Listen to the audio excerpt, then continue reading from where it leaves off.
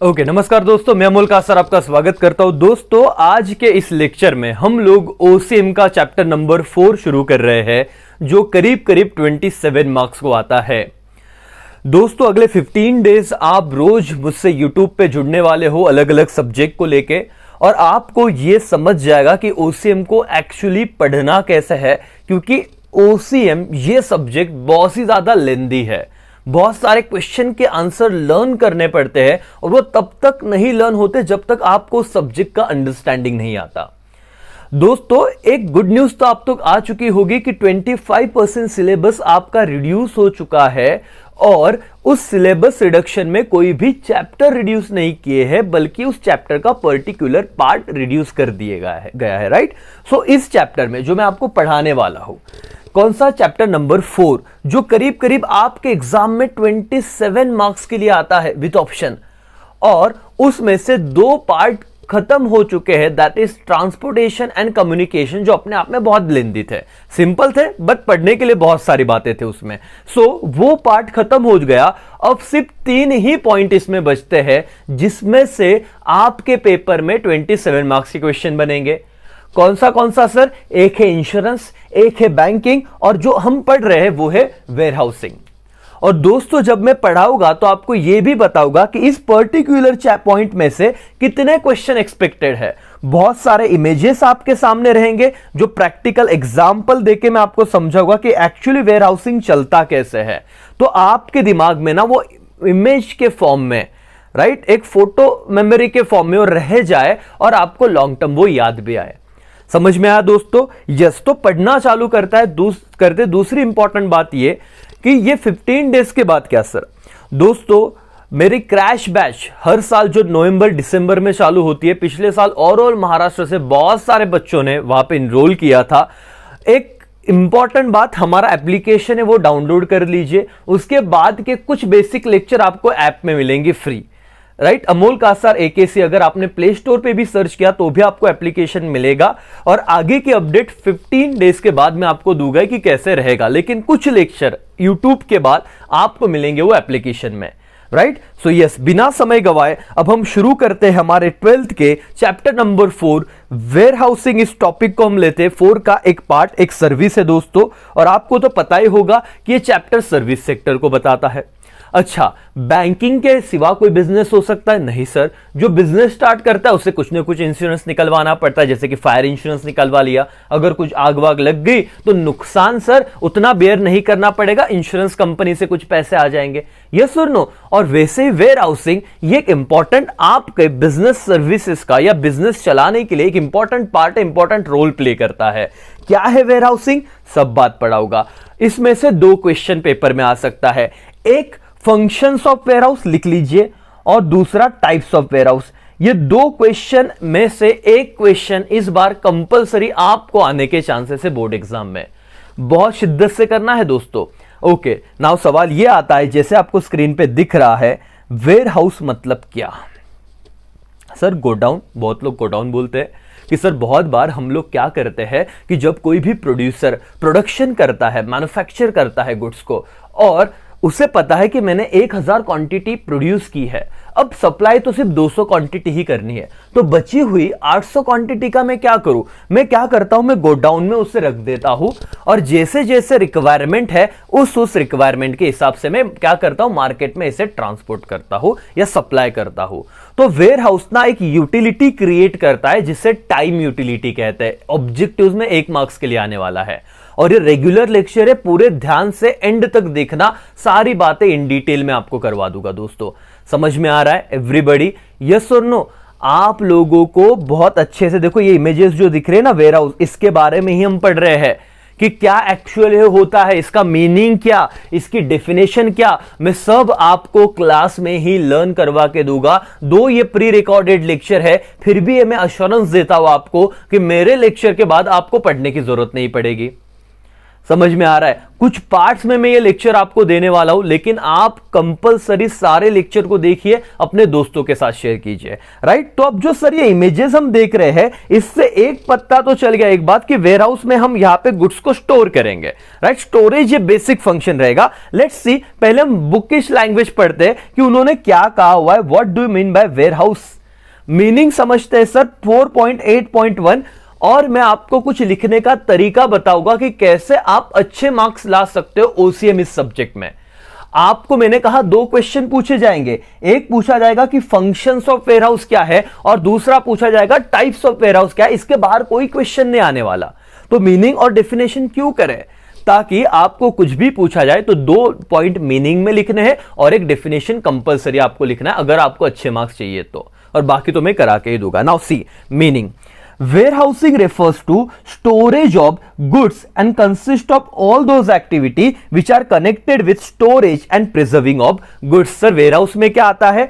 consist of, वो क्या करता है? गुड्स को स्टोर करता है, और वो सारी एक्टिविटी वेयरहाउसिंग में आ जाती है जो कनेक्टेड है क्या सर? इस गुड्स को प्रिजर्व करने के लिए। जैसे कि मैं आपको और एक वेयरहाउस दिखाता हूं। लेट्स सी, यहां पे आपको कोल्ड स्टोरेज में दिखा होगा, या ये देखो, ये बंदा फुल ऐसे ठंडी में जा रहा है, गुड्स को स्टोर कर रहा है, प्रिजर्व करेगा गुड्स को वहां पे, राइट? उसका लाइफ लॉन्ग बनाने के लिए, या फिर लॉन्ग टर्म वो टिके, इसलिए कुछ ऐसे कंडीशन में गुड्स को रखा जाएगा कि वो खराब ना हो। ये सब चीजें, स्टोरेज तो आता ही है, ध्यान से सुनना पहला पॉइंट, बहुत बच्चे समझते नहीं, मैं सारी बातें बताऊंगा। Warehousing refers to storage of goods. इतना ही क्या सर? नहीं, क्या पॉइंट आया? And sir pay attention everyone, please pay attention, यहां पे ध्यान दो। चलो सब लोग, लिखना बहुत, ओसीएम लिखने में ही प्रॉब्लम होता है बच्चों को, सबसे जरूरी है warehousing refers to storage, ये तो आया, लेकिन इसके साथ और क्या क्या एक्टिविटीज आती है? And consist of all those activities which are connected with storage and preserving of what? Goods. Done मालिक, पहला पॉइंट समझा। सिर्फ स्टोरेज क्या? नहीं सर, अदर एक्टिविटीज भी वेयर हाउसिंग में आ जाएगा। दूसरा point, it is a mean of storing goods, but obvious sir goods store करने का एक मीडियम है। Warehousing can be defined as a group of activities connected with storing and preserving of stored goods from the time of production till the time of consumption। मतलब sir क्या क्या चीजें इसमें आ जाती है आपके प्रोडक्शन से लेके कंजम्पशन तक। ध्यान दो दोस्तों, आप लोग क्या करते हो? गुड्स को यहां पे स्टोर करके रखते हो। सिर्फ स्टोर करना ही इंपॉर्टेंट है क्या? नहीं सर, वैसे वहां का एक टेम्परेचर रखना होगा, मेंटेन करना होगा उस पर्टिकुलर कमोडिटी के लिए जो आपने रखा है, राइट? वहां पे आपको क्लीनिंग रखनी पड़ेगी, बहुत सारी बातें हैं। ये सारी बातें किस में ऐड हो जाती है? वेयरहाउसिंग में। मीनिंग का पार्ट खत्म हो गया sir. Production till the consumption, कि मैंने प्रोड्यूस किया, ज्यादा गुड्स प्रोड्यूस हो गए थे, कहां पे स्टोर कर दिया? वेयर हाउस में रख दिया। जैसे लोगों को रिक्वायरमेंट हुई कंजम्पशन की, फिर मैंने उस टाइम पे निकाला और लोगों को सप्लाई कर दिया। समझ में आ रहा है क्या? तो सिर्फ वेयर हाउस मतलब स्टोरेज रहेगा क्या सर? नहीं, all the activity connected with storing and preserving of goods, store goods, वो सब वेयर हाउसिंग में आ जाएगा। क्या अब आपको वेयर हाउस का मतलब समझा क्या? मीनिंग समझा क्या? एवरीबॉडी, आपको 2 से 3 पॉइंट, एक पॉइंट तो भी लिख पाओगे क्या मीनिंग लिख के? Warehousing refers to storage of goods and consist of all those activity which are connected with the storage of what? Storage and preserving of goods. इतना लिखा तो भी चलेगा एक लाइन मीनिंग में।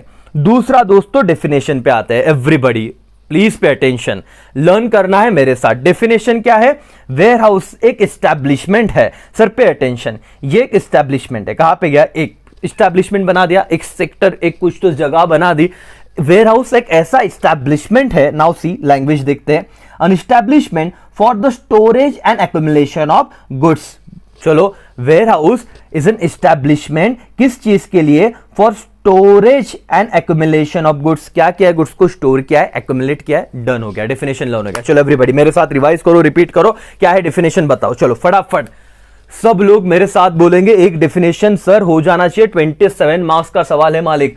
What do you mean by warehouse? Warehousing means what? It is an establishment for the storage and accumulation of goods. बार बार पढ़ो, it is an establishment for storage and what? On and sorry or accumulation of goods. Once again, it is an establishment for the storage or accumulation of goods. Last time, it is an establishment for storage or accumulation of goods. It is called warehouse. तो meaning एक point लिख दिया, एक definition एक लिख दिया. Definition में क्या लिखा? वेयरहाउस एक ऐसा एस्टैब्लिशमेंट है जिसमें गुड्स को स्टोर या फिर एक्यूमुलेट किया जाता है. बात खत्म. और अगर आप ये 2 पॉइंट लिखोगे फिर अपने 2 इंपॉर्टेंट क्वेश्चन चालू होते हैं दोस्तों. उस दो क्वेश्चन में के एक क्वेश्चन को हम आज डील करने वाले हैं. जितना हो सका उतना इस पॉइंट में हम कवर करेंगे. कौन सा क्वेश्चन हम पढ़ने जा रहे हैं ध्यान से सुनना. वो क्वेश्चन है आपका टाइप्स ऑफ वेयरहाउस. लिख लीजिए. चलो, आपके पास आपकी नोटबुक होनी चाहिए, आपकी टेक्स्ट बुक होनी चाहिए. यहां पे मैं आपको बाकी के नोट्स भी दे सकता था, लेकिन गवर्नमेंट टेक्स्ट बुक यही सजेस्टेड आंसर करके आपके चेकर के पास अवेलेबल होता है. तो जितना हो सके ये लैंग्वेज पे आप टिके रहे तो आपके मार्क्स बढ़ जाएंगे. समझ में आया? नहीं तो इस चीज को कन्वर्ट करके मेरे खुद के नोट्स बनाने में मुझे कोई टाइम नहीं लग रहा था, लेकिन महाराष्ट्र के सारे बच्चों के पास ये बुक अवेलेबल है, इसलिए मैं इस चीज को फॉलो कर रहा हूं. समझ में आया आपको? यस और नो? Yes sir. तो चलो जाते हैं क्वेश्चन पे. टाइप्स ऑफ वेयरहाउस सबसे इंपॉर्टेंट क्वेश्चन है और इस बार आने के करीब करीब 90% चांसेस है. कितने टाइप से सर? आपके टोटल 7 टाइप से वेयरहाउस के. मैं जिस हिसाब से पढ़ाने वाला हूं सारे टाइप्स को आपको बताऊंगा. सबसे पहले मैं डिफिकल्ट टाइप को सिलेक्ट करता हूं. टोटल 7 टाइप दिए हैं आपको वेयरहाउस में. मैं 7 में से पहला टाइप लेता हूं ताकि इस पर्टिकुलर लेक्चर में आपका वो तो भी कंप्लीट हो जाए. कौन सा टाइप सर? मैं पढ़ रहा हूं bonded warehouse. Which warehouse sir? Everybody pay attention. मालिक ध्यान दो, क्योंकि इसी वेयरहाउस पे 5 मार्क की शॉर्ट नोट्स भी आ जाती है. Right short notes on what? Bonded warehouse. Everybody समझ में आ रहा है क्या? Yes sir. लेकिन वो पढ़ने से पहले मैं कुछ स्टोरी बेस आपको कुछ बातें बताता हूं. ध्यान से समझ लेना उस चीज को. Everyone pay attention. आप लोगों को जो मैं समझा रहा हूं वो अगर समझ गया तो बात ही क्या है सर. ध्यान से दोस्तों पे अटेंशन. यहां पे इस पूरे इमेज को आप फॉलो करना. ये क्या दिख रहा है आपको सर? एक शिप है और शिप में क्या है? कंटेनर में गुड्स भर के आ रहे हैं. गुड्स दिख रहे हैं? हाँ सर. ये क्या है? पोर्ट है. मतलब जो समंदर के रास्ते से गुड्स आते हैं ये पोर्ट पे आते हैं. ये देखो ये ट्रक, और यहां पे अनलोड किया जाता है गुड्स को. लोडिंग अनलोडिंग समझता है ना? लोडिंग मतलब यहां पे गुड्स भरे रहेंगे. अनलोडिंग मतलब ये छोटे छोटे शिप पे, क्योंकि बड़ी बड़ी शिप पोर्ट तक नहीं आती, बहुत बार छोटे शिप को लेके जाते हैं हम, फिर उसको अनलोड करते हैं यहां पे, और यहां से क्या करते हैं? पोर्ट पे इस गुड्स को उतारा जाता है. यहां तक समझ रहा है आपको? एकदम सिंपल भाषा में. हां सर. अब ड्यान दो, जब गुड्स को मैंने पोर्ट पे उतारा, जितना मैं अंडरलाइन कर रहा हूं उतने ही पोर्शन पे ध्यान देना. अब दोस्तों कस्टम ड्यूटी करके एक पॉइंट है. जब हम कभी भी बाहर से गुड्स इंपोर्ट करते हैं इंडिया में, तो उन गुड्स पे टैक्स के फॉर्म पे अगर मैं बात करूं आपके अंडरस्टैंडिंग के लिए, एक ड्यूटी पेड करना पड़ता है. उसे क्या कहते हैं? Custom duty. बहुत बार आपने अपने फ्रेंड्स को बोलते हुए सुना रहेगा, अरे बाहर से गुड्स मंगाना है लेकिन उसमें ना कस्टम बहुत ज्यादा लगता है या कस्टम ड्यूटी पेड करना पड़ता है. कंपलसरी है, आपको पेड करना ही पड़ेगा. बट हो क्या गया दोस्तों? मैंने गुड्स ला दिए पोर्ट पे. ये क्या दिख रहा है आपको? वेयरहाउस दिख रहा है? यस और नो? Yes sir. लेकिन जिस पर्सन ने गुड्स लाए वो बोल रहा है कि भाई अभी मेरे पास पैसा ही नहीं कि मैं आपको कस्टम ड्यूटी दे पाऊं. और जब तक वो बंदा मुझे मेरा कस्टम ड्यूटी नहीं देगा तब तक ये जो कस्टम अथॉरिटी है जो इस पोर्ट पे अवेलेबल है, वो लोग इस एरिया के बाहर इस गुड्स को तो जाने नहीं देंगे, क्योंकि उनको क्या चाहिए? कस्टम ड्यूटी चाहिए. समझ में आ रहा है? तो क्या होने वाला है? जब तक ये पर्सन टैक्स नहीं देता, कस्टम ड्यूटी नहीं देता, तब तक इन गुड्स को ऐसी जगह पे स्टोर करके रखा जाएगा कि भाई तुम जब जहां पे वो बिगड़े ना, जहां पे उनका ख्याल रखा जाए, वॉटेवर प्रिजर्व किया जाए, और जब ये बंदा टैक्स देगा ना ड्यूटी, तब उसे छोड़ा जाएगा. इन शॉर्ट क्या सर? जिस गुड्स पे कस्टम ड्यूटी नहीं दी होती है, आई रिपीट, जिन गुड्स पे ड्यूटी पेड नहीं की है, वो गुड्स कहां स्टोर किए जाते हैं? एक वेयरहाउस में. और वो वेयरहाउस कीपर क्या देता है? एक बॉन्ड देता है कि जब तुम हमें अपना जो गुड्स पे ड्यूटी पेड करोगे तभी हम आपके क्या करेंगे? गुड्स को बाहर छोड़ेंगे. और उसे कहते हैं बॉन्डेड वेयरहाउस। सर क्या है ये? मैंने आपको स्टोरी लाइन बताई, जिसको समझा बहुत अच्छी बात है, जिनको नहीं समझा टेक्स्ट बुक में से पढ़ते, पे अटेंशन। बॉन्डेड वेयरहाउस मतलब क्या? Bonded warehouse are licensed by the government to accept imported goods for storage until the payment of custom duty. Point number 1 done हो गया। आप लोग अंडरलाइन कर दीजिए, मैं सारी बात समझाऊंगा, सब यहीं पे लर्न कर लेंगे। What do you mean bye bonded warehouse? ये लाइसेंस बाय, किसने लाइसेंस दिया इसको? गवर्नमेंट ने। पे अटेंशन दोस्तों, एवरीवन, सबका ध्यान यहां पे होना चाहिए। तो ये जो बॉन्डेड वेयरहाउस है, लाइसेंस बाय हुम? गवर्नमेंट। कौन से गुड्स को स्टोर किया जाता है? इंपोर्ट। कहां से इंपोर्ट हुए सर? बाहर से। पे अटेंशन, सपोज ये थाईलैंड से आए थे, अगर आप यहां पे देखोगे तो, राइट, ये कस्टम डिपोर्ट है, ये बॉन्डेड वेयरहाउस है। यहां पे ध्यान दो, हर एक लाइन आपको दिख रहा है। जो फॉरेन से आया, बाहर की कंट्री से आए हुए गुड्स से, तो उसे इंपोर्ट गुड्स कहते हैं। अच्छा, बॉन्डेड वेयरहाउस किसने लाइसेंस दिया होता है? गवर्नमेंट ने। तो यहां पे देखो, पहले 2 लाइन हो गया। पहला point, bonded warehouses are license by government to accept imported goods for storage. कब तक sir? Until the payment of custom duty. जब तक मैं क्या नहीं पे कर देता, मेरा कस्टम ड्यूटी नहीं पे करता, तब तक वो गुड्स स्टोर्ड रहेंगे वेयरहाउस में। समझ में आया एवरीबॉडी? पहला लाइन, यस और नो? Yes sir. दूसरा, this warehouse work under the control of custom authority. Point number 2 खत्म हो गया। सर ये वेयरहाउस किसके कंट्रोल में काम करते हैं? Custom authority. ये देखो, ये छोटे छोटे लोग दिख रहे हैं आपको, ऐसे समझ लो ये कस्टम अथॉरिटी यहाँ पे ये काम कर रहे हैं। यहाँ पे एक ऑफिस होगा छोटू सा, देखते हैं सर, नहीं है तो हम बना देते, चलो यहाँ पे एक ऑफिस बना देते हैं हम लोग। पे अटेंशन सर, ये ऑफिस बना दिया। यहाँ पे जो अथॉरिटी बैठी है उसे कस्टम अथॉरिटी कहेगा, और इसके कंट्रोल के अंदर ये पूरा वेयरहाउस होता है। नाउ सी, दूसरा पॉइंट हो गया everybody. This warehouses work under the control of which authority? Custom authority. 2 point हुए क्या मालिक? बॉन्डेड वेयरहाउस 4 मार्क का सेपरेट क्वेश्चन आएगा। बोलो मेरे को, पहला पॉइंट क्या था? Bonded warehouse are licensed by the government to accept imported goods for the storage until the payment of what? Custom duty. जब तक मैं कस्टम ड्यूटी नहीं दूंगा, तब तक वो गुड्स क्या रहेंगे? यहां पे स्टोर्ड रहेंगे करके। एवरीबॉडी समझ रहा है? हाँ, ये किसके कंट्रोल के अंदर रहता है? Custom authority. दूसरा पॉइंट हो गया। तीसरा point, the warehouse keeper required to give undertaking और bonds, it will not allow goods to be removed without the consent of custom authority. एक बॉन्ड दे देगा वेयरहाउस कीपर मतलब जो संभाल रहा है गुड्स को, कि जब एक बॉन्ड या एक पेपर पे साइन करके देगा, या वहां पे लिखवा लेंगे उससे कि जब तक आप हमारी ड्यूटी पेड नहीं करते, तब तक आप गुड्स को रिमूव नहीं कर सकते, पोर्ट से बाहर नहीं लेके जा सकते। समझ में आ रहा है क्या? तीसरा पॉइंट, वेयरहाउस कीपर यहां से लिखा पढ़ी कर लेगा, बॉन्ड लिखवा लेगा कि आप हमको ड्यूटी देना, उसके बाद ही हम गुड्स क्या करेंगे? बाहर छोड़ेंगे। तीसरा पॉइंट का क्लियर है बॉन्डेड वेयरहाउस का? हाँ सर। चौथा point, okay, if an importer is unable और unwilling to pay custom duty immediately after the arrival of goods, he can store the goods in the bonded warehouse। कितना simple है चौथा point? तो sir वही है जो मैंने आपको स्टोरी लाइन में बताया था कि सर अगर इंपोर्टर ने गुड्स तो मंगवा लिया, कहां से मंगाया सर? बाहर से, but he is unable to pay. उसे क्या अनेबल टू पे सर? उसे कस्टम ड्यूटी पेड करना नहीं हो रहा है, तो तब तक, जब तक वो कस्टम ड्यूटी नहीं देता, तब तक गुड्स कौन से वेयरहाउस में रहेगा? बॉन्डेड वेयरहाउस में रहेगा। वापस मैं पढ़ रहा हूं ध्यान से, यहां पे एक बार पढ़ा, बाद में घर पे पढ़ने की जरूरत नहीं चाहिए। और बॉन्डेड वेयरहाउस एकदम सिंपल तरीके से खत्म होना चाहिए। इफ एन इंपोर्टर मतलब कौन? हर एक वर्ड समझो, लिखते अपने आप आएगा, रटना नहीं पड़ेगा। जो बंदा इंपोर्ट करता है गुड्स बाहर की कंट्री से, उसे कहते हैं इंपोर्टर।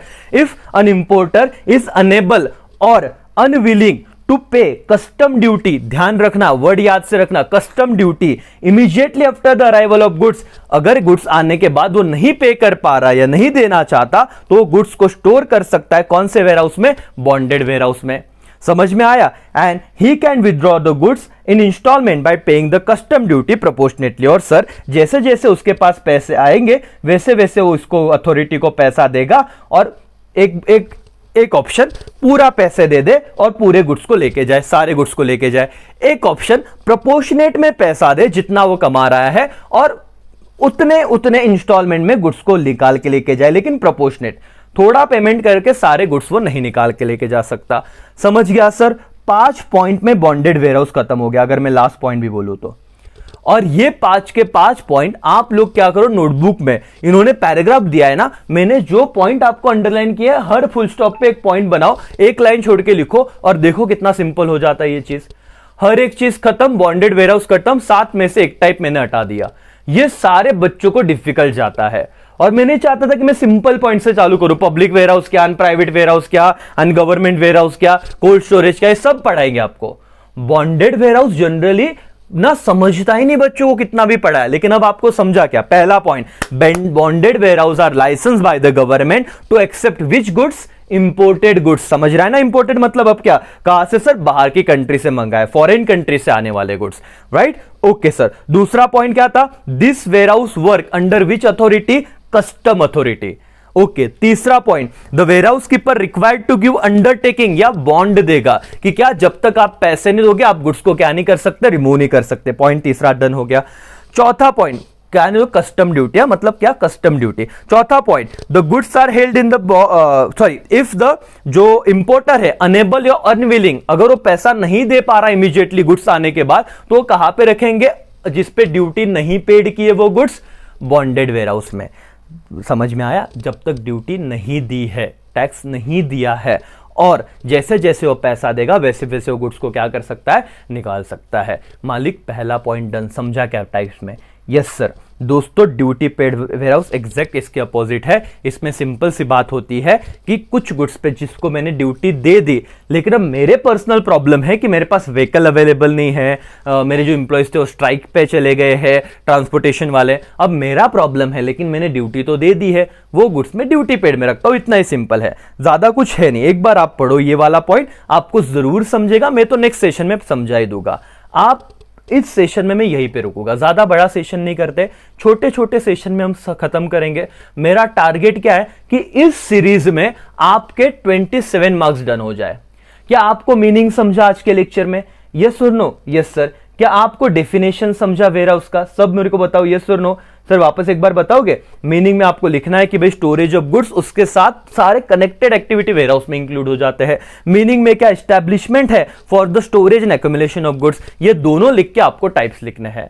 अब तक मैंने 7 टाइप में से सिर्फ एक टाइप आपको समझाया।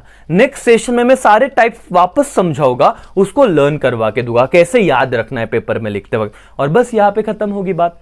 समझ में आई? तो दोस्तों पहला लेक्चर है, जितना हो सके अपने सारे दोस्तों के साथ इसे शेयर कीजिए, राइट। मैक्सिमम बच्चों तक बेनिफिट पहुंचना चाहिए, और मिलते हैं नेक्स्ट लेक्चर में। तब तक बाय बाय, टेक केयर, जय हिंद।